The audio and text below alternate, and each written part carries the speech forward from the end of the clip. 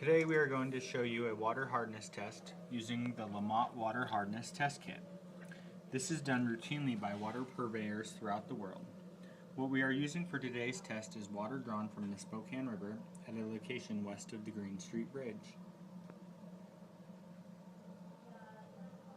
The most important factor when collecting a water sample is personnel safety.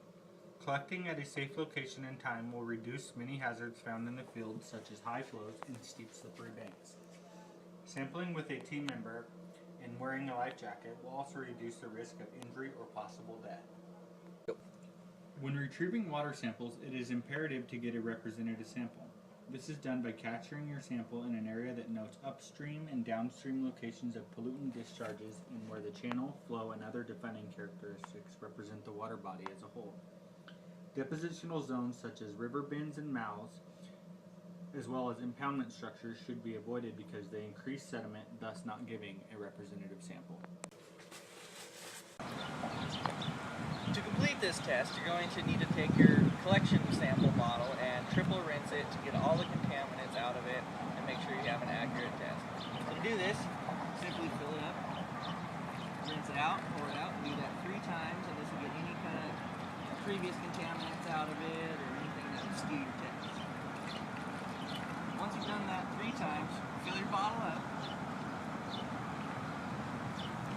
cap it, seal it, label it, and take it back to the lab. First, we'll show you the total hardness test. Our sample bottle has already been triple rinsed with our sample, and now we're going to fill it to the 12.9 milliliter mark.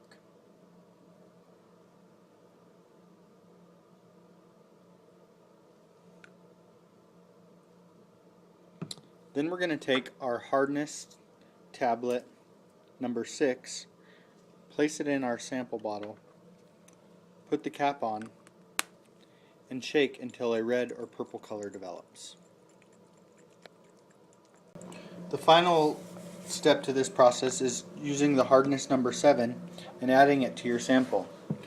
You want to add your hardness number 7 very slowly until it turns blue. Just like so.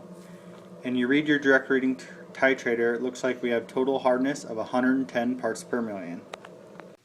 Next we will do the calcium test. We have already triple rinsed our sample and filled to the 12.9 milliliter bottle. We will add 6 drops of sodium hydroxide,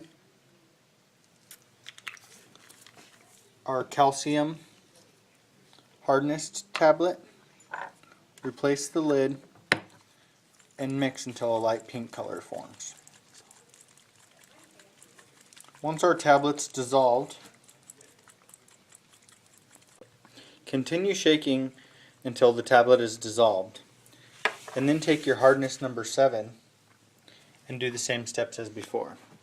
You want to just drop this ever so slightly until your sample turns blue.